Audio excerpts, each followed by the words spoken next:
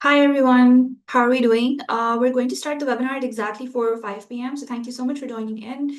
We're just waiting for everybody else to log in. Meanwhile, if you have any questions, please type them in the Q&A box and I'd be happy to take them at the end of the session. Thank you so much for being here. Hi, for everybody who's just joined in, my name is Amna and we're going to be starting today's webinar at 4 or 5 p.m. Meanwhile, if you have any questions, please type them in the Q&A box and I'd be happy to take them at the end of the presentation. Thank you. All right. Hi, everyone, and thank you so much for joining today's webinar. My name is Amna Chandan. I'm an Education USA advisor in the Karachi office. I graduated from the University of Maryland, College Park with a Bachelor of Arts degree in economics and went on to complete my MBA from IBA Karachi. In today's session, we are going to learn what US universities look for in a PhD proposal, including clarity of research questions, methodology, and academic contribution. This webinar is ideal for prospective doctoral students seeking to strengthen their applications with a compelling proposal. So without further delay, let's go ahead and get started. However, before we start talking about today's topic, I would like to briefly introduce Education USA, who we are and what we do for all of us who are joining us for the first time today. So Education USA is a part of the US Department of State network. We have more than 430 international student advising centers in more than 170 countries across the globe. Education USA Pakistan provides free advising services to all Pakistani students applying for their bachelor's, master's, or PhD in the United States. If you are somebody who's just getting started in the application process and has any queries, please feel free to reach out to us using our website where you can register for our free advising services. In addition to that, you can also visit our website, educationusa.pk, as shown on the screen, to view upcoming events that we have, to see what kind of other similar webinars we might be organizing, or to get in touch with one of our advisors. We also have an application that works like WhatsApp, so please scan the QR code on the screen to download our application for Android and iPhone. You can use this application to chat to Education USA advisors Monday through Friday, 9 a.m. to 5 p.m. Additionally, here's a list of some of the sample workshops and webinars that we had in recent months, in the months of June and July. As you can see, there's a wide array of topics that we cover in our programming, and we would be more than happy to see you in upcoming webinars as well. To see the entire list of potential webinars that are coming up, please go ahead and click on the upcoming events tab on our website and go ahead and register for the individual events as per your need. Now, that being said, it can be quite daunting to think about applying to the United States at a glance, simply because it's a detailed process and perhaps you are not comfortable with the information that you need in order to get started. So if that's the case for you, don't worry, because Education USA has broken down this entire process into 5 simple steps for you. As you can see, the first step of the entire application process is the most important as well, which is researching your options. The second step is financing your studies. The third step is completing your application. This involves writing your essays, requesting your letters of recommendation, uploading your information on the portals. Step 4 is applying for your student visa, and step 5 is getting ready to leave for the United States. Now, the good news is that regardless of which of these steps you are on, Education US advisors are here to help you throughout the entire process. So, regardless of which part of this horizontal trajectory you're on, please feel free to reach out to us with any queries that you have regarding the entire process, and we would be more than happy to assist you. Now let's talk a little bit about some of the reasons that students usually end up choosing to study in the United States. As you can see, one of the first and foremost reasons that students choose the United States is because of the recognition. American degrees are recognized globally, which is why students have this comfort that whichever university they end up studying from in America, they don't have to worry about equivalency or they don't have to worry about accreditation across the world, because those degrees do come recognized. The second is the superior quality of the US education system, as it's renowned for its outstanding academic standards and dynamic curriculum. Additionally, students choose the United States for the burgeoning student life that we have on campuses with some of the best and top-notch universities in the world, and also vibrant and diverse campus activities that are constantly happening that help students engage not just academically but otherwise as well. Additionally, the US offers one of the most flexible academic offerings in the entire world, which means that if you're somebody who wants to study something that is interdisciplinary, or who wants to pursue a major and a minor at the same time, or who wants to pursue multiple degrees at the same time, then the US has the most flexible options for you. In order to find out more details about the specific options that you have access to, you need to go and visit the university's website and look at the different departmental offerings that they have.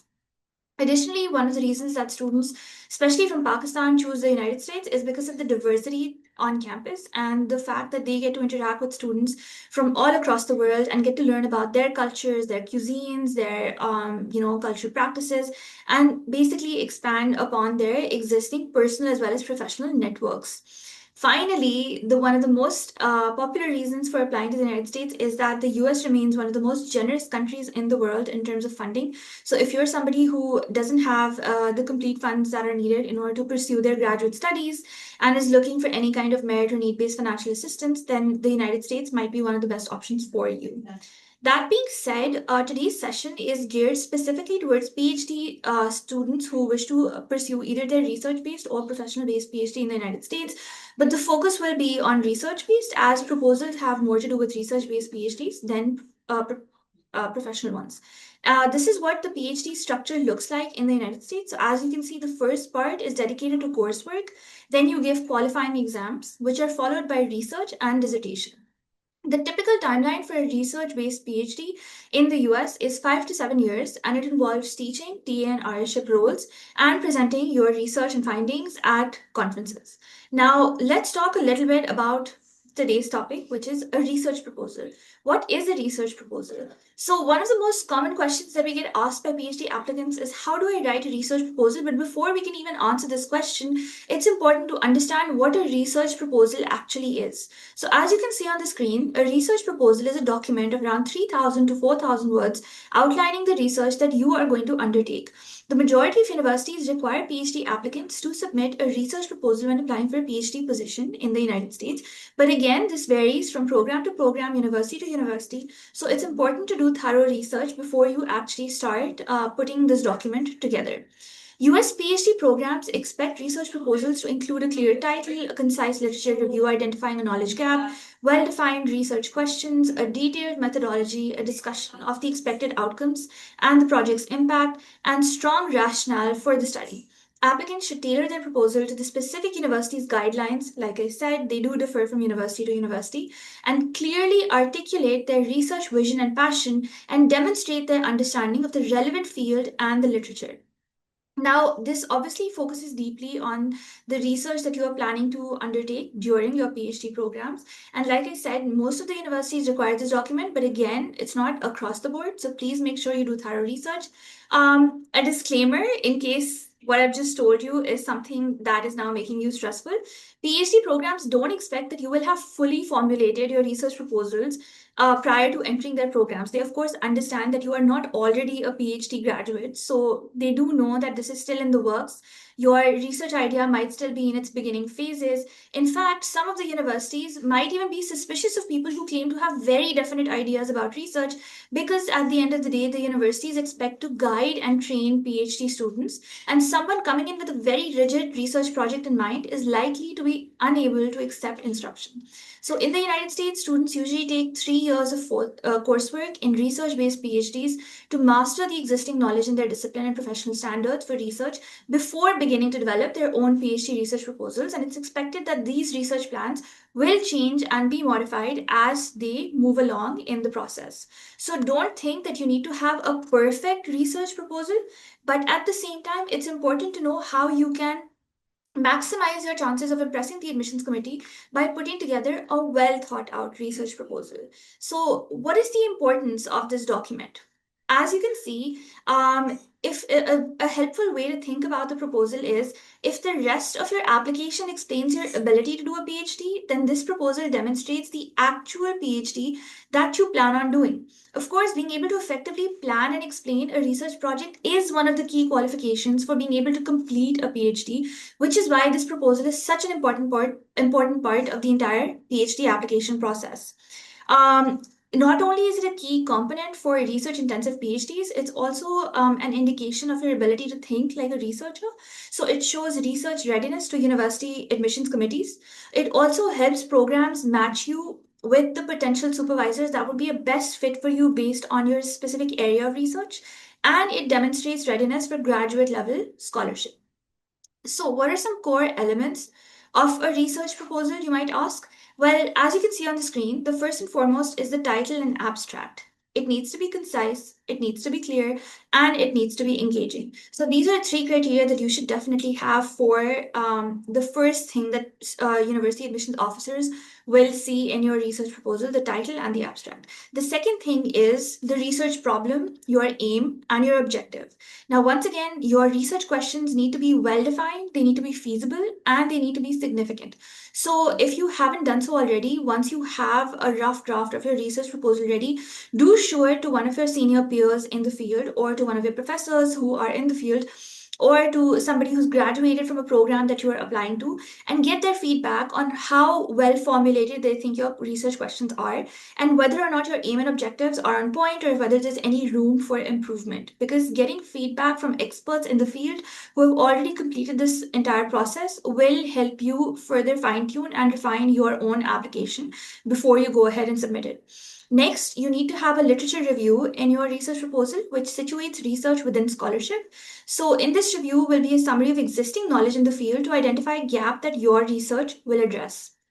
Then you need to also have the methodology. Your methodology is a detailed description of the research methods, approaches, and sources that you will use to answer your research question. It needs to be clear, rigorous, and achievable. This is an important one. Sometimes students get overly ambitious with their research questions or their research methodologies, and they basically override, right? They basically overreach in terms of what they wish to achieve with their research, or how quickly they mean to wrap it up, or at what scale they wish to conduct it. So it's extremely important to understand the limitations that you will have to face while you conduct your research, and to incorporate those limitations into your research proposal to ensure that whatever you are proposing is achievable at the end of the day, and not something where you're overarching for unrealistic goals and targets, right? Next, you need to talk a little bit about your contribution. This is where you're going to talk about the significance, the impact. This will be an explanation of why the research is important, what new knowledge it will contribute, and what its potential impact will be. You can also talk about feasibility, which is a brief outline of the research process, required resources, and expected outcomes. So, this is extremely important to note what kind of resources you will need access to, or what kind of resources you wish to engage during this entire process. Also talk about policy relevance, theoretical contribution that you plan on making, the practical contribution that you plan on making. What are the applications of your research? What are the benefits that everybody in the field will derive, be it the end user, be it the researchers in the future? Need to go into detail about how you are contributing and adding value to the existing body of literature.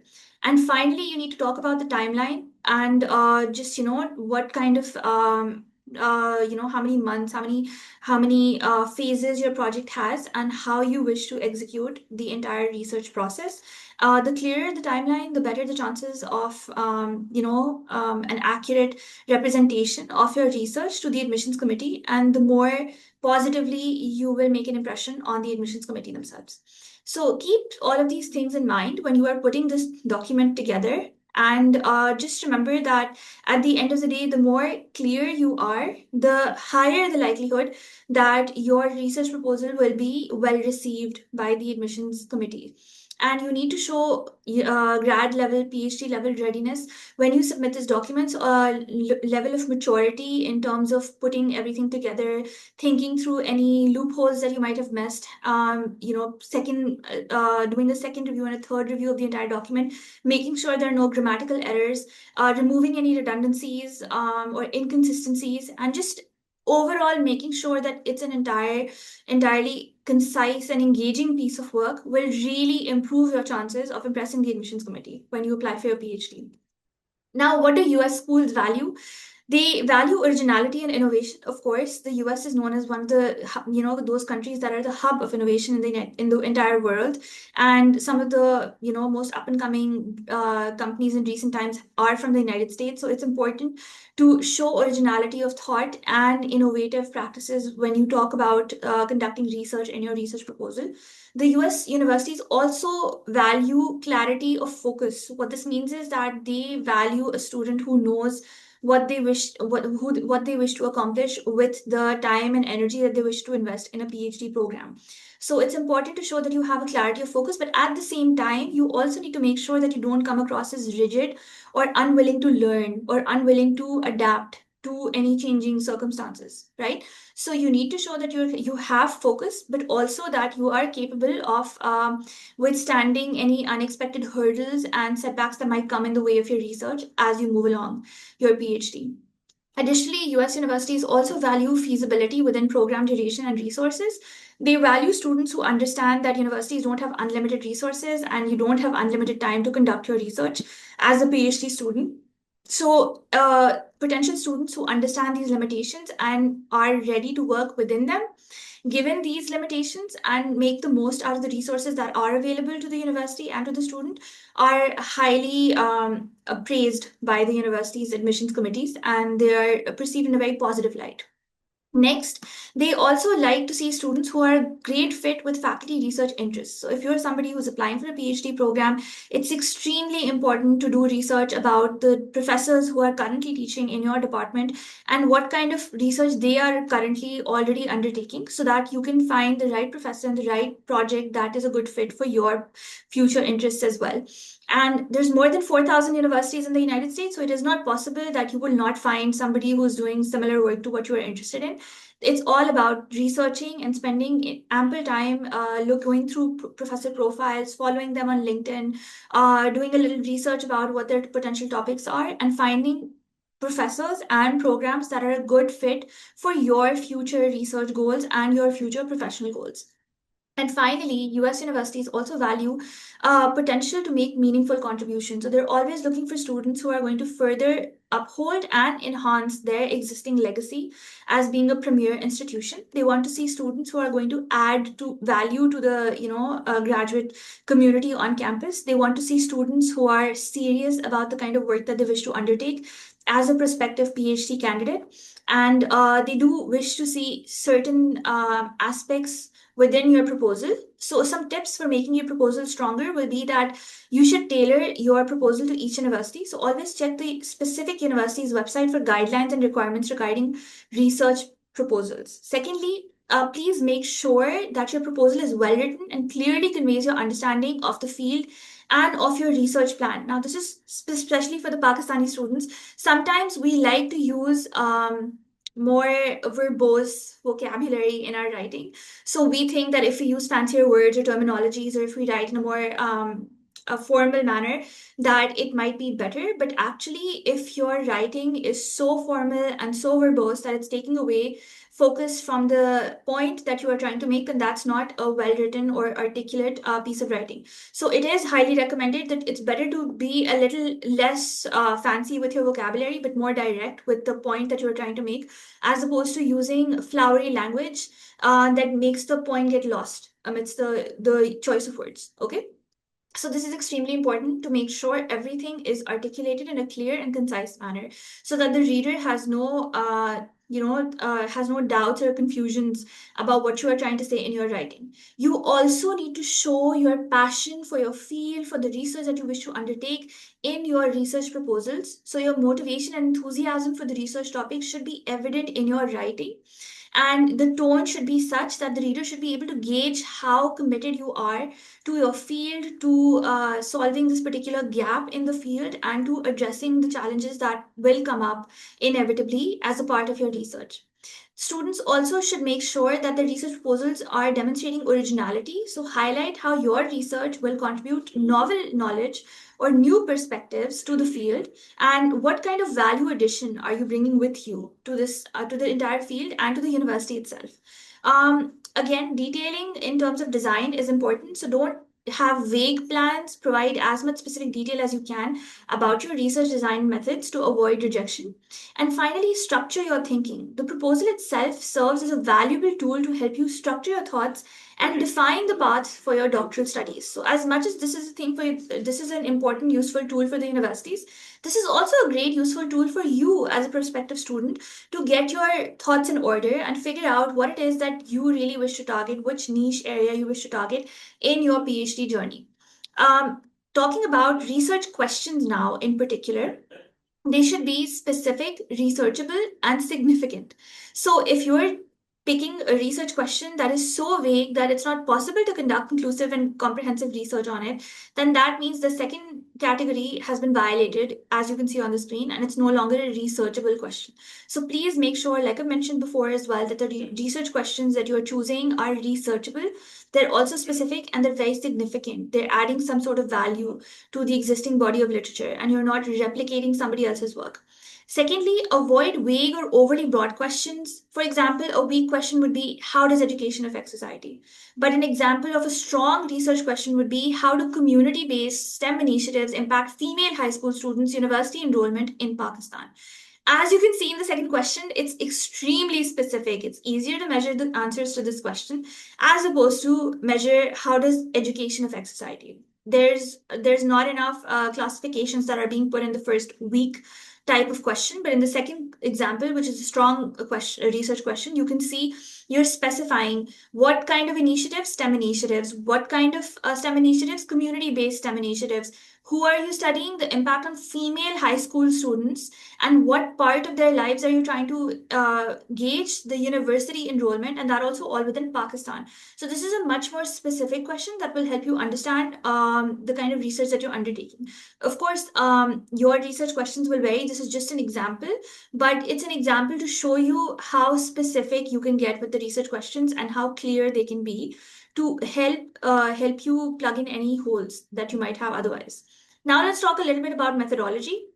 You need to clearly explain your research design, qualitative, quantitative, mixed methods. You need to detail the data sources, sampling strategy, and analysis approach. Show the awareness of ethical considerations. It's extremely important to understand if you're trying to work with a specific age of students. For example, if you're doing an education research-based PhD in education, and you're trying to work with students who are below 18, then you need to look at the ethical considerations of any work that you might need to do with them directly.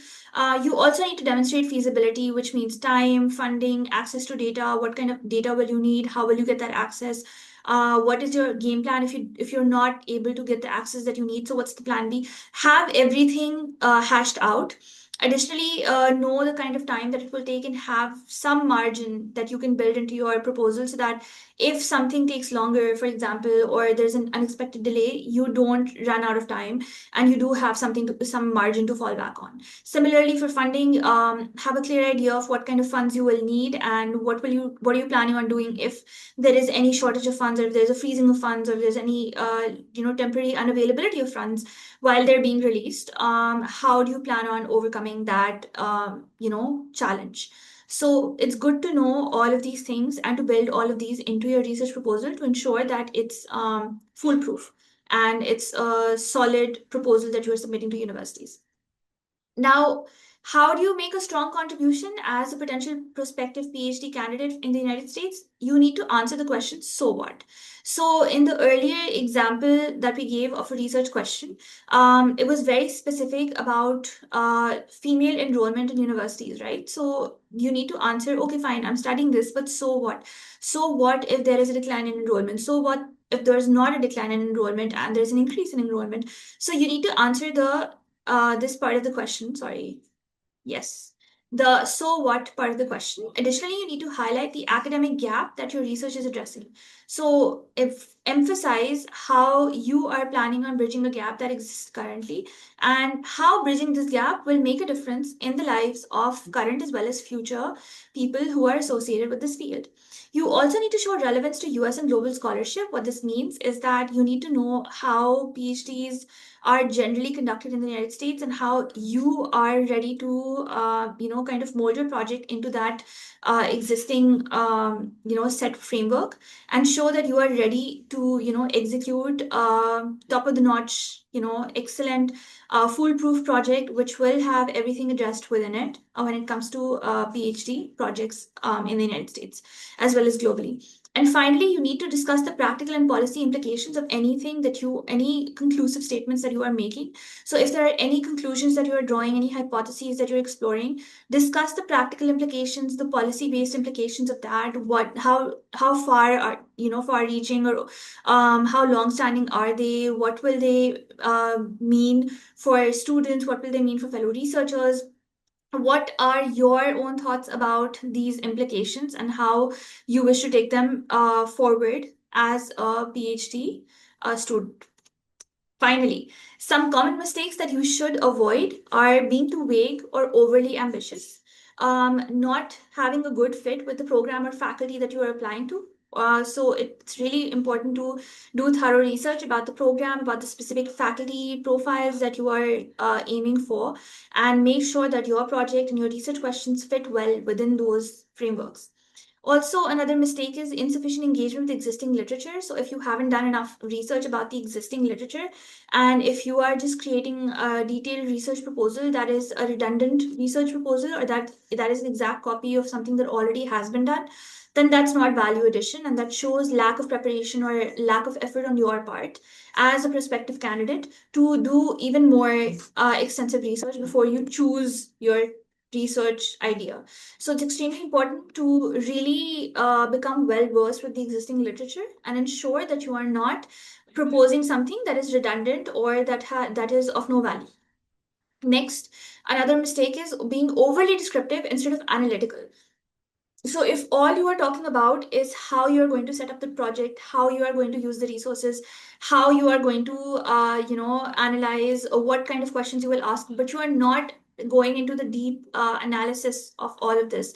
You are not talking about the so what. You're not talking about, okay, these are the numbers that I wish to secure, or these are the targets that I wish to meet, or this is the specific set bar that I have in terms of gauging whether or not the project has been completed, or the data has been sufficiently gathered. Then you are not doing justice to your project. So you need to make sure that you're not simply describing, you are also talking numbers, you're talking facts, you're talking figures, and you are being analytical when you're putting this entire thing together. Finally, another common mistake that students make is they ignore feasibility. So they either don't make a realistic timeline, or they ignore any hiccups that they might incur in the timeline that they have proposed. Similarly, they don't take into account that there are limited resources that are available to universities and to them as prospective graduate students. They also sometimes don't take in the limitations or the specificity of the scope of the project.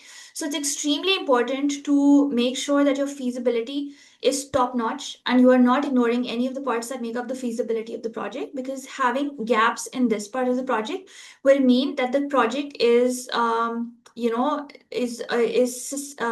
basically susceptible to any kind of setbacks or challenges that might cause problems later down the road.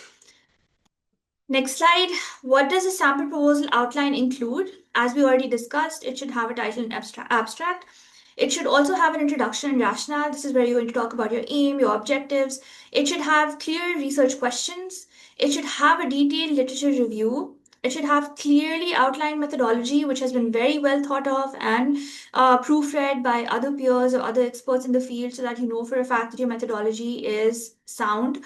It should have a contribution and significance part to it, where that element of what are you adding to the field, what kind of value are you bringing with you with this project, what is the significance of this project, how is it different, how is it going to enhance the existing work that has already been done in the field.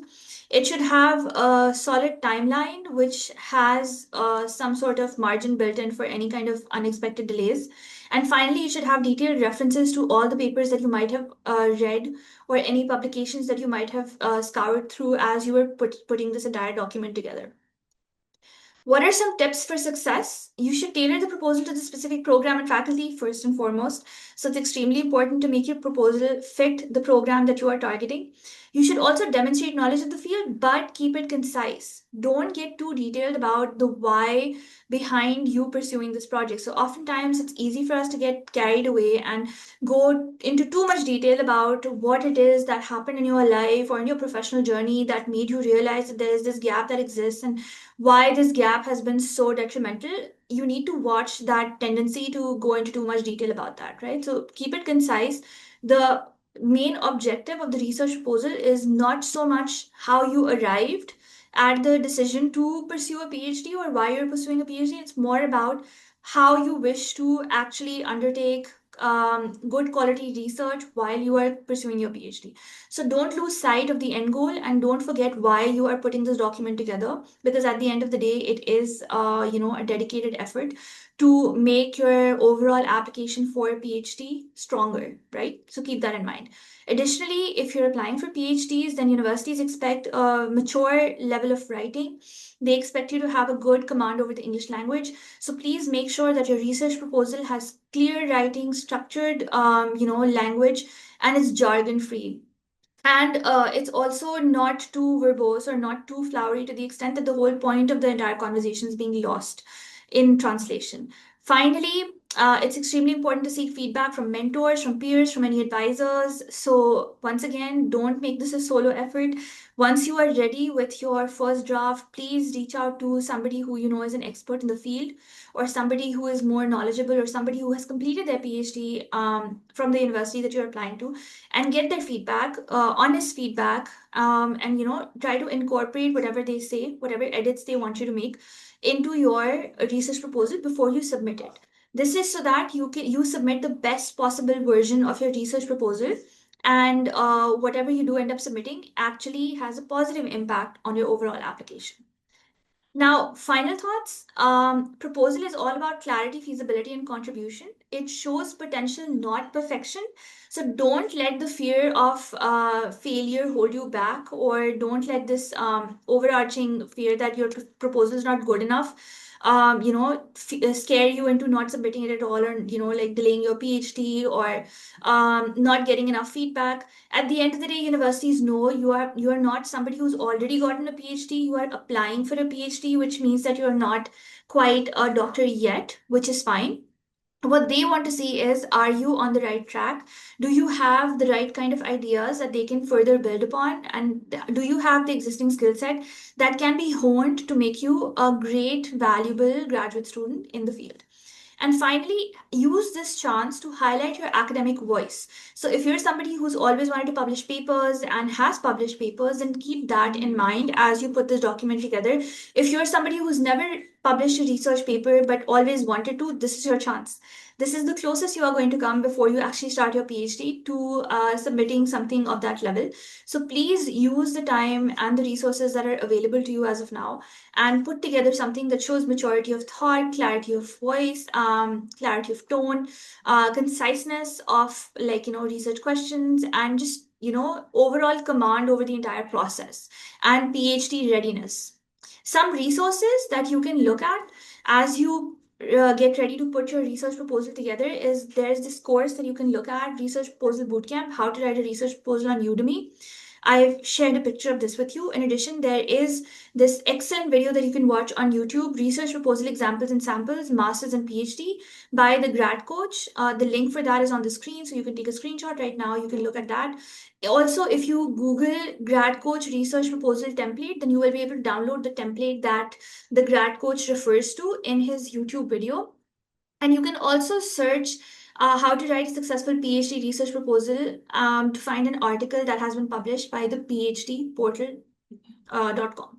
Now, if you still have any more questions and you would like to set up a meeting with us to discuss your potential research proposal for your PhD program, or any other aspect of your PhD application as you get ready to apply to the United States in the current application cycle, this is our email address. We would be more than happy to set up a one-on-one virtual meeting with you and discuss your specific profile, your specific research interests, and your specific application to the United States. Our email is karachi@educationusa.org. If you are signing in from the northern part of Pakistan, then you can reach out to our Islamabad office, whose email is islamabad@educationusa.org. And if you're signing in from the Punjab region, then you can reach out to our Lahore office, whose email is lahore@educationusa.org. But please be assured that our team of advisors will be more than happy to meet with you one on one and address any queries that you have regarding this entire process. And on that note, I'm going to go ahead and take some questions now. So let's go ahead and look at the Q&A box. Thank you. Could we get a list of these pointers? Okay, so the recording of this session will be made available on our Education USA Pakistan YouTube page in the coming days. So please check back and you should be able to access this. Like I said, the sample research proposal link has already been shared with you. You can also download it by doing the Google search that I mentioned. Can we use simple and concise English? Absolutely, you can use simple and concise English, but simple and concise does not mean does not mean elementary level. What that means is you can keep your vocabulary simple, but you can also still have, a nuanced style of writing by writing in a manner that is befitting a potential PhD candidate. So you don't have to use complicated jargon, you don't have to use overly complicated words, but still the style of writing should be mature, thoughtful, and PhD level. All right. Some universities want research proposals. Okay. Yes. So in order to find out whether the universities that you are applying to require this or not, you will need to visit their graduate school websites and see for the specific programs that you are applying for what their PhD requirements are. When I said another question about being jargon free, no, you don't need to leave out the technical terms, but if you're using something that's a technical term, then you do need to spell out the entire technical term the first time. And in the following times, you can use the abbreviation. That's the standard rule for writing. Secondly, try to keep the proposal in such a way that it's not difficult to understand for somebody who's not from the field. So it should be technical enough that it explains exactly what you wish on doing, but at the same time, it should not be so technical that somebody who doesn't belong to your specific field is unable to understand any of it. Because it's not necessary that the admissions committee or the admissions officer who's reading your proposal will, be well versed with every single piece of technical term that you use in the paper itself.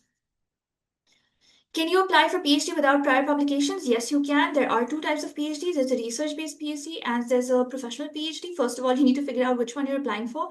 And even if you're applying for a research-based PhD, PhD programs don't have a necessary requirement that you need to be a published author. But at the same time, of course, if you've done research, then you should list all the research that you have done. And if you haven't done research, then you should try to show what else you have done that adds to your profile and that makes you a competitive candidate for a PhD program. Again, the requirements vary from university to university, so it's important to look at the specific universities that you are planning on applying to and then prepare your PhD applications accordingly. Why is it important to keep writing clear, structured, and jargon free? Because if you make it too verbose, then sometimes the writing becomes overly complicated and the entire point of the research project gets lost in translation. So it's extremely important to look at sample research proposals. You can find those online as well. There are plenty of samples available on different websites if you do a Google search and go through those first, study them the way that they have been structured. That will give you a better idea of how you should put yours together as well. And if you want to have a meeting with us, we'd be happy to, have a one-on-one with you and go into further detail about how you should put your research proposal together. All right, now I'm getting some specific case specific questions. So for if you're talking about your particular profile and you want feedback on anything related to your individual application, please feel free to email us and we'll be happy to assist you. All right. Um, Okay, any smart way to find research gap? If you're in the field and you've been working long enough, then chances are you might have noticed in your experience what the gaps are. You can always look at the existing literature and go through it and see what also has not been addressed. Again, it's all about research. So if you're ready for a PhD, if you're seriously considering a PhD, then chances are you should have already known what kind of gap you're planning on addressing in your degree. All right. Right. There are other resources as well. The Udemy one is paid, but you can also find similar courses that are unpaid on Udemy, Coursera, and edX. So please feel free to research those and enroll in that if that helps. Okay, again, there's somebody asking about the chances of getting into a PhD program. Again, the chances vary depending on your particular profile and how much experience you have, what kind of work you have done. So please make sure that you send us an email. We'd be happy to talk to you in detail about that. All right, another important question that we've already addressed in recent times, should the professor be contacted through email about research proposal or any other thing? So different US universities have different policies with regards to contacting professors directly. Some universities encourage it. They are more than happy for you to reach out to professors directly. Other universities discourage it. They don't like it if you reach out to the professors directly. They'd rather you apply first and they will match you. And some universities are indifferent. They don't have a strict policy about either or. So it's important to know what kind of policy they have before you start cold emailing professors. And generally, it's not recommended that you reach out to professors directly unless you have really put careful thought into what you wish to say in that email. Because if your email is not structured in the right way, or if you're asking a redundant question that's easily available or answerable through the university's website, you'd end up making a negative impression on the professor themselves. So please make sure whatever you're asking in the email is something that's not information that's already available on the university's website or already mentioned in their webinars, because otherwise you're taking up the professor's precious time without completing your due diligence. All right, what is professional PhD? Great question. For this, you should watch our recent webinar recording on the Education USA Pakistan YouTube page, where we talked about the differences between professional and research-based PhDs. On that note, thank you so much once again for joining today's session. We hope you found it useful. If you still have questions regarding your own individual chances of getting into a PhD program, or any other queries that you have regarding research proposals that you're trying to put together, please feel free to email us. Like I said, our Karachi team is more than happy to assist students who are based near around Karachi. And there's the Lahore and Islamabad teams, respective to the regions that you are attending from. And thank you so much once again for taking out the time. I hope you have a lovely weekend. Take care.